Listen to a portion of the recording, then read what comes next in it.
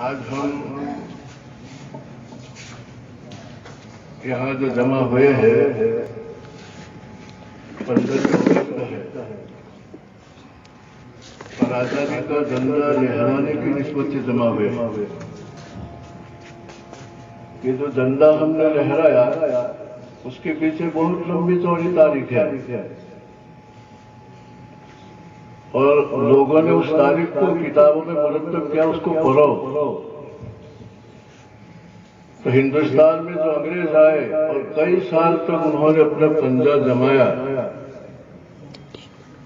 اور ہندوستان کے وطنوں کو، اہل وطن کو غلام بنایا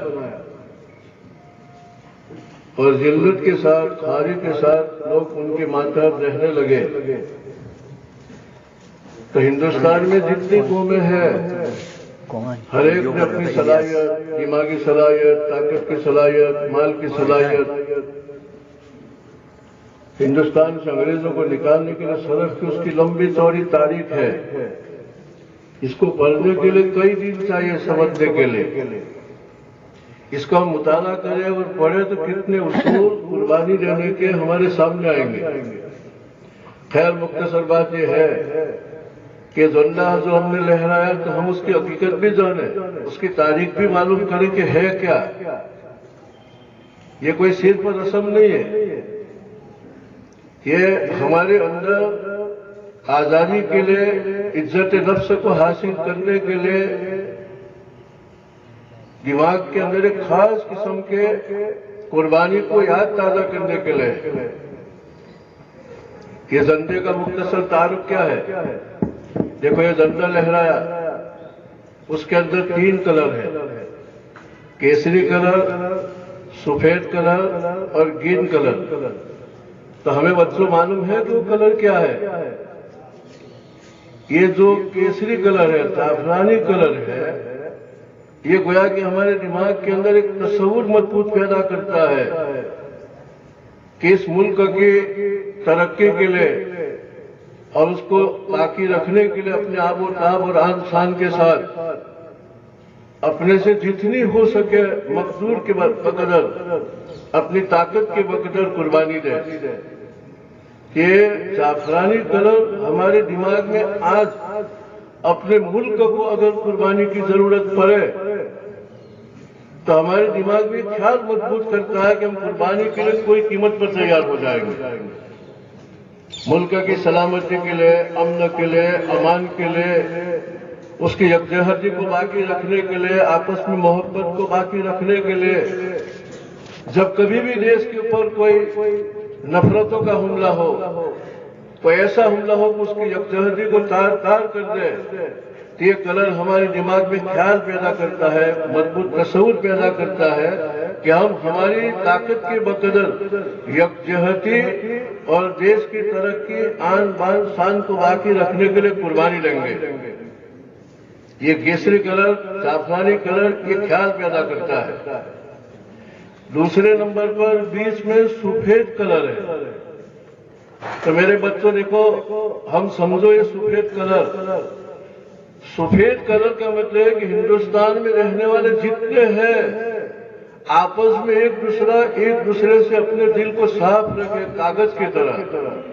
جیسے سفید کاغذ ہے، سفید کاغذ کے اوپر کوئی داغ نہیں، اسی وقت ملک کی حفاظت ہوگی، ملک کی سالمیت باقی رہے گی، ملک کی شان اور وقار باقی رہے گا کہ یہاں کے رہنے والے آپس میں محبت سے رہے، اتفاق سے رہے، جوڑ سے رہے۔ ہندوستان کے کسی کونے میں کسی ناگرک کو تکلیف ہو تو ہزاروں کلومیٹر ہندوستان میں رہنے والا اپنے دل میں اس کی تکلیف کو محسوس کرے، اس کا درس دیتا ہے، اس کا سبق دیتا ہے سفید کلر۔ تیسرے نمبر پر گرین کلر ہے۔ یہ گرین کلر ہم کو سبق دیتا ہے، آج ہم کو سبق پڑھاتا ہے مضبوطی کے ساتھ کہ اس دیش کی ہریالی کے لیے، خوشحالی کے لیے، اقتصادی اور ہر طرح سے ترقی کے لیے ہم محنت کریں، کوشش کریں اور اس کی ہریالی کو باقی رکھنے کی فکر کریں۔ اور اس کے بیچ میں دیکھو چکر ہے، اور یہ رواں دواں ہوتا ہے، چکر کبھی تھمتا نہیں۔ وہ چلتا ہی رہتا ہے. یعنی ہم اپنے تھوڑا وقت نکل کر ہر وقت اس ملک کی خوشحالی کے لیے، ترقی کے لیے، ان کو آگے بڑھانے کے لیے رواں دوا رہے، ٹھہرے نہ، اپنے آپ کو روکے نہ. کوئی بھی موڑ آ جائے اور اس ملک کو آگے بڑھانے کا، اس کی آبیاری کرنے کے لیے، اس کی ہریالی کو باقی رکھنے کے لیے ہم تیار رہیں، یہ اس بات کا سبق دیتا ہے.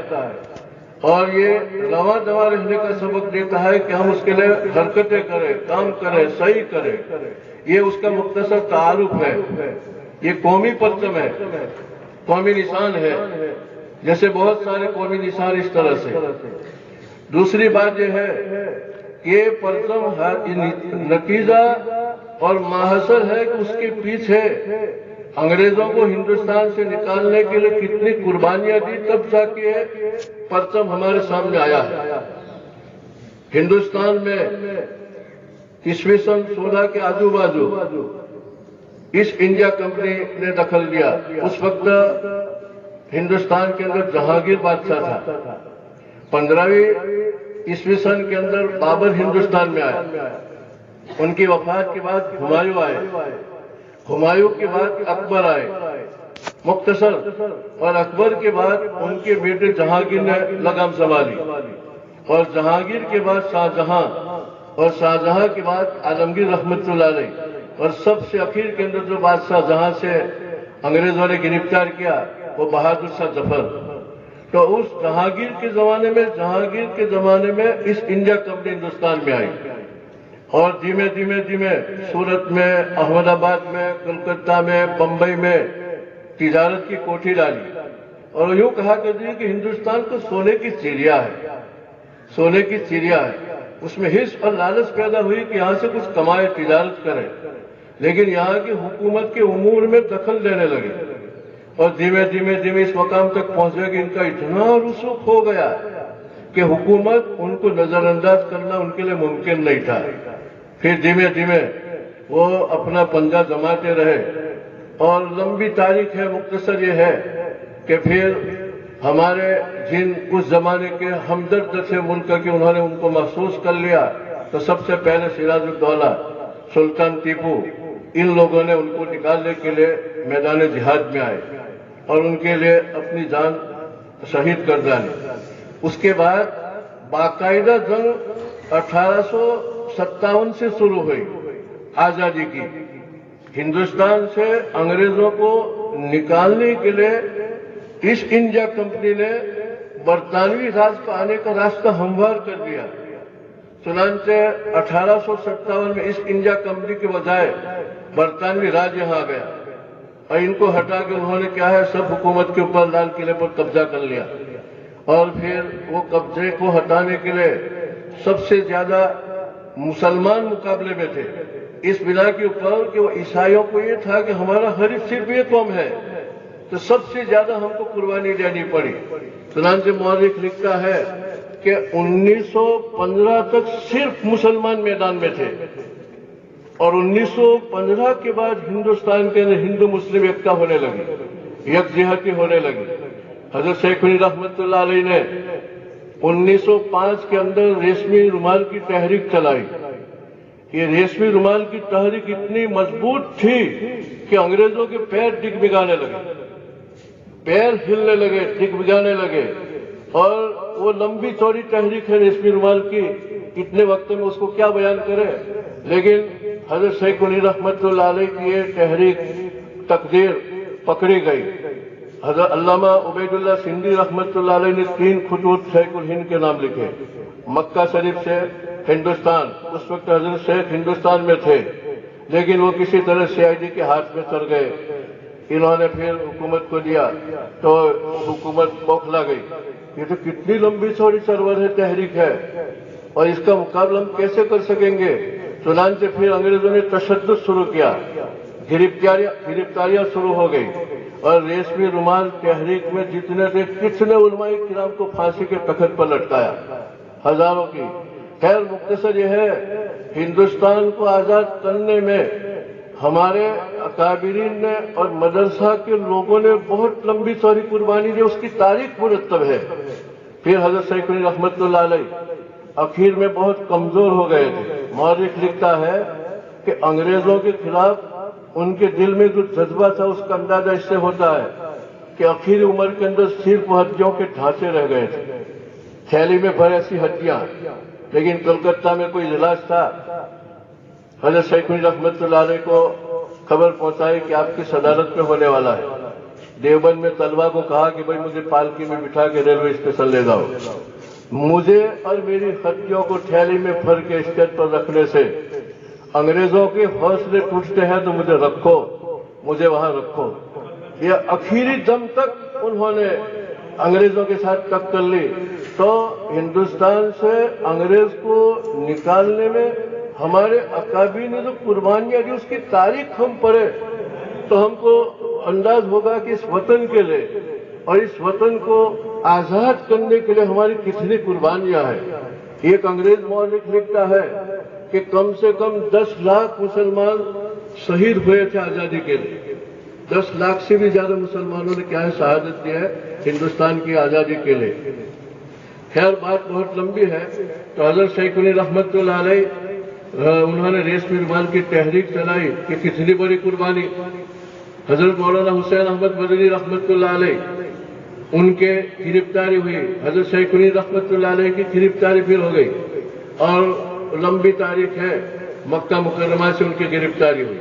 اس وقت شریف کی حکومت تھی, ان کی بغاوت ہوئی اور وہ انگریزوں سے ساتھ بات کر لیا اور ان کی وجہ سے ایک مسئلے پر دستخط نہ کرنے کے بہانہ بنا کہ حضرت شیخ الہند رحمۃ اللہ علیہ کو گرفتار کر لیا. حضرت مدنی رحمۃ اللہ نے کہا کہ میں ان کا شاگرد ہوں, مجھے بھی گرفتار کر لیا جائے. چنانچہ استاد شاگردوں کو گرفتار کر کے جدہ لے گئے اور 1-2 سال وہاں رکھنے کے بعد مالٹا لے گئے اور مالٹا میں 3 سال تک رہے. جب مالٹا سے رہائی ہوئی اور بمبئی حضرت جہاز سے اترنے والے تھے تو لاکھوں کی تعداد میں استقبال کے لیے ہندوستان کے باشندے گئے تھے. ان کے عدم موجودگی کے اندر اس طرح سے لگتا تھا جیسے گھر میں باپ کی وفات ہو چکی ہو اور باپ کی وفات ہونے کے بعد گھر میں مایوسی طاری ہو جاتی ہے. اسی طرح انگریزوں کے خلاف تحریک سرد پڑ چکی تھی, ٹھنڈی پڑ چکی تھی. خیر حضرت شیخ الہند کو لینے کے لیے مہاتما گاندھی جیسے بھی وہاں پہنچے تھے, سردار ولبھ پٹیل بھی وہاں پہنچے تھے اور ان کے اترنے کے بعد نجی محفلیں ہوئی اور تحریک چالو ہی رہی, آزادی کی تحریک چالو رہی. اور اس کے بعد جمعیت علماء تقریباً 1925-22 میں منعقد ہوئی, اس کی بنا پڑی اور 1885 میں کانگریس کی بنا پڑی. اور اس زمانے میں تحریک خلافت محمد علی اور شوکت علی برادری نے قائم کی. یہ 3 طاقتیں میدان میں تھی, کانگریس, تحریک خلافت, جمعیت علماء. اور یہ تینوں کی وجہ سے پورے ہندوستان میں ہندو مسلم کی ایکتا ہو گئی. اب انگریزوں کے پیر ڈگمگانے لگے اور ان لوگوں نے ہزاروں قسم کی تحریکیں چلائی وقت کے اعتبار سے. کبھی ترک معاہدات کا مطلب یہ ہے کہ انگریزوں کو مایوس کرنے کے لیے ہندوستان سے نکالنے کے لیے ہمارے اکابر نے یوں کیا کہ ان کی کوئی چیز غیر ملکی چیز کو ہاتھ نہیں لگانے کا. چنانچہ انگریز لوگ باہر سے شکر منگواوے, کپڑے منگواوے کہ یہ غیر ملکی چیزوں سے بائیکاٹ, اس کو کہے ترک معاہدات. اور ایک عدم معاونت. عدم معاونت کے معنی کسی قیمت پر ان کو مدد نہیں کرنے کی. اگر کوئی انگریز کے دفتر میں ملازمت ہو تو ملازمت چھوڑ دے. انگریزوں نے کچھ خطابات دیے ہو تو اس کو بھی کیا ہے ان کو واپس کر دیا جائے, ان کو مایوس کر دیا جائے. چنانچہ بڑے بڑے منصب کے مسلمانوں نے اپنی ڈگریاں حوالے کر دی اور اپنے خطابات انگریزوں کے حوالے کر دیے. اسی طرح عدلیہ جو ہے, عدلیہ نے جو کورٹ کچہریاں ہیں ان سے بائیکاٹ کیا. اور تیسرے نمبر پر ایک طاقت انہوں نے ایجاد کی, ترک معاملات, عدم معاونت اور ایک سول نافرمانی. سول نافرمانی میں حکم عدولی. حکم عدولی کا مطلب انگریز کا کوئی حکم کی فرما برداری نہیں کر لے گی. چنانچہ نمک کے اوپر ٹیکس پڑا تو مہاتما گاندھی نے داڑھی کچھ کیا. یہ گاندھی اور ولبھ بھائی پٹیل ہمارے گجرات کے ہیں, پور بندر کے گاندھی ہے, تو انہوں نے احمد آباد سے داڑھی کچھ کیا اور داڑھی میں میٹھا نمک بنانے کا کام شروع کیا. حضرت مولانا حفظ الرحمان صاحب رحمۃ اللہ علیہ بھی انہوں نے بھی شرکت کی تھی داڑھی یاترا میں, اور یوں کہا کہ ہم ٹیکس کے حکم کو نہیں مانیں گے. حکم عدولی, سول نافرمانی, خالی ایک حکم کی نافرمانی نہیں, یہ تو ایک بہانہ تھا. اس بہانے سے انگریز حکومت کے جتنے فرامین ہو, جتنے منصور ہو, سب کی نافرمانی. چنانچہ وہ ایسے ہو گئے جیسے ہاتھ پیر نہیں. ترک معاہدات کی وجہ سے, عدم معاہدات کی وجہ سے, سول نافرمانی کی وجہ سے انگریزوں سے ایسا لگا کہ اب حکومت کس پر کرے. ان کے پیٹ ڈگمگانے لگے. رہتے رہتے رہتے انہوں نے 1947 کے اندر کیا ہے پورا دے دیا, یعنی یوں کہہ دیا کہ اب تم اپنا قانون بنانے کا تم کو اختیار ہے. چنانچہ قانون ساز مجلس کو قانون بنانے کے لیے دے دیا اور ہندوستان آزاد ہو گیا. خیر, تو میں یوں کہہ رہا تھا کہ یہ جو ہم نے قومی پرچم کو لہرایا, یہ کوئی رسم نہیں, یہ ایک بہت بڑی تاریخ کی نشانی ہے. ہندوستان کی آزادی کے لیے ہمارے اکابر نے اور ہر قوم کے لیڈروں نے 1915 کے بعد ہندوستان میں جتنے سماج ہے ہر ایک نے اپنی صلاحیت کو, اپنے لیڈروں کو, اپنی قوم کو قربانی کے لیے پیش کیا اور یکجہتی سے کیا ہے انگریزوں کو ہندوستان سے نکالا. یہ پرچم ہم کو سبق دیتا ہے یکجہتی کا, محبت کا. اگر پرچم لہرائے اور یکجہتی نہ ہو تو یہ تو کیا ہے بچوں کا کھیل ہے. یہ تو ہم کو سبق دے رہا ہے کہ یکجہتی پیدا کی جاوے, محبت پیدا کی جاوے, ہمدردی پیدا کی جاوے, نفرت کو دور کر لیا جاوے. اگر نفرت ہو, ہمدردی نہ ہو, یکجہتی نہ ہو تو کتنی تعداد کے اندر کوئی ہو, اس کی کوئی طاقت نہیں.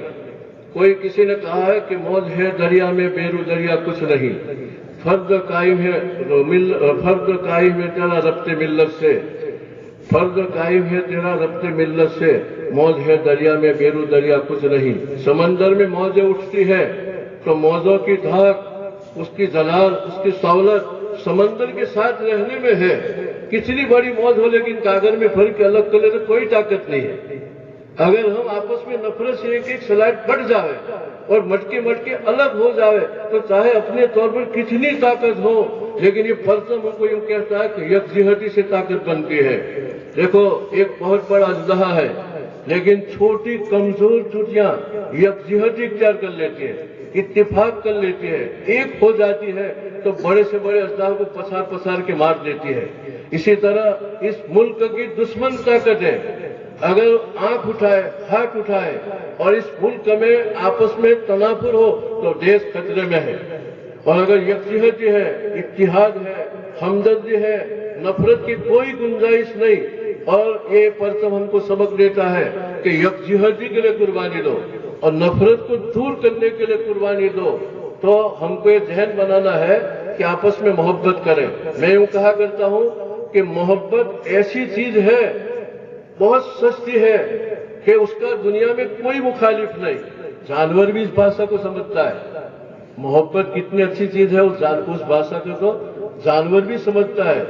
جانور کا نوکر اس کو روز چارہ کھلاتا ہے تو ان کے پاس جائے گا تو اس کا زبان نکال کے ہاتھ چاٹے گا, یہ تو میرا وہ ہے جو مجھے محبت دیتا ہے. لیکن ہم تم جائے جو کبھی محبت نہیں کرتے جانور سے تو سینگ مارے گا, یوں کرے گا اور بھگائے گا. تو نفرت سے آپس کے اندر کیا ہے ٹور پیدا ہوگا اور محبت سے آپس میں زور پیدا ہوگا. شہد کا چھٹا, چھوٹی سی مکھی ہے, کوئی حیثیت کوئی طاقت نہیں, لیکن 1 لاکھ 2 لاکھ 3 لاکھ مکھیاں جٹھا بنتی ہے تو کتنا شاندار شربت تیار کرتی ہے. قرآن نے کہا فیہا شفاء للناس, پروانہ ملا کہ شہد کے اندر کیا ہے شفا ہے.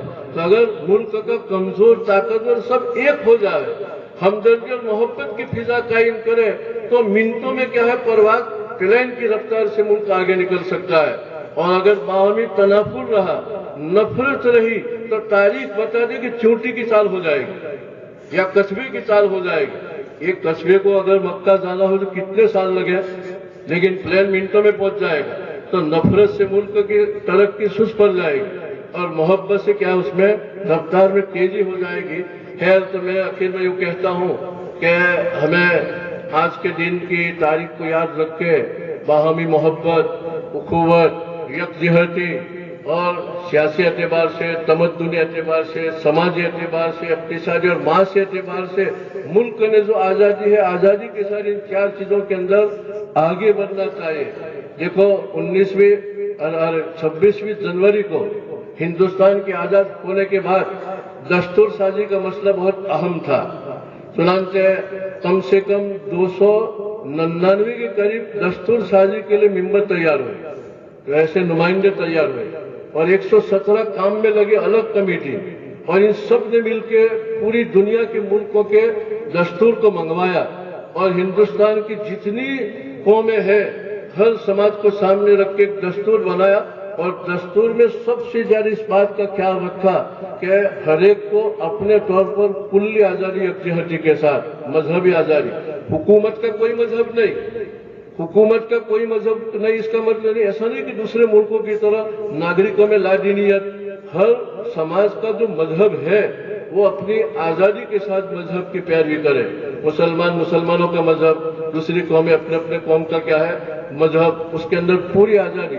لیکن سرکاری کام میں، سرکاری دفتروں میں وہاں کسی قسم کی کوئی مذہب، کسی مذہب کی کوئی نشانی وہاں نہ ہو۔ اس کو کہے یہ ہندوستان کا جو دستور ہے، اس دستور کے اندر ہم کو یہ سبق دیا ہے کہ حکومت کا کوئی مذہب نہیں اور دوسروں کو اپنے اپنے مذہب کی کلی آزادی، یہ دستور ہے۔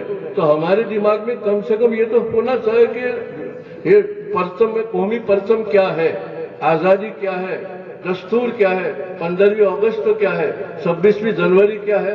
یہ چند باتوں میں میں اپنی بات کو پورا کرتا ہوں، اور ہم سب سے امید رکھتا ہوں کہ ہم ملک کی ترقی کے لیے اور اس کو آگے بڑھانے کے لیے، یکجہتی اور محبت کی فضا کو مضبوط کرنے کے لیے ہم سے جتنا ہو سکے تن من دھن سے کیا ہے کام کریں گے۔ وآخر دعوانا الحمد للہ رب العالمین۔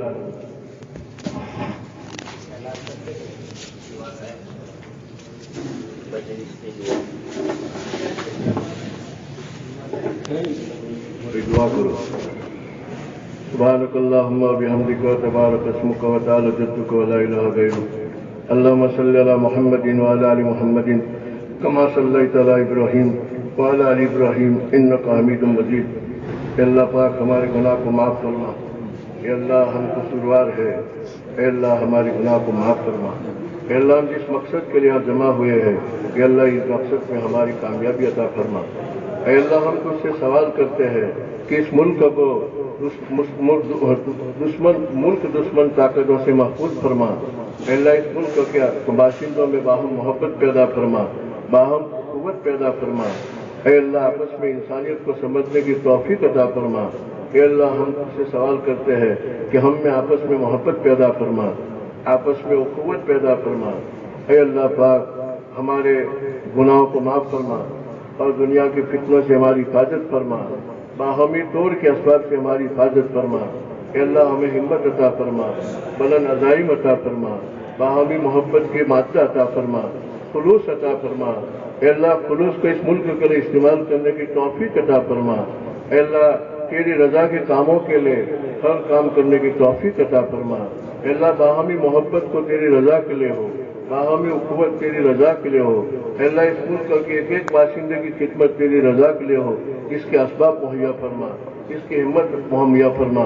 اے اللہ جن لوگوں نے اس ملک کی آزادی کے لیے، اس ملک کو آباد کرنے کے لیے جس لائن کی قربانیاں دی ہے، اے اللہ ہمارے اکابر کی ان قربانیوں کو معاف فرما، قبول فرما۔ اے اللہ ان کی قربانیوں کو قبول فرما، ان سے تو راضی ہو جا۔ اے اللہ ہماری دعا کو تیرے فضل و کرم سے قبول فرما۔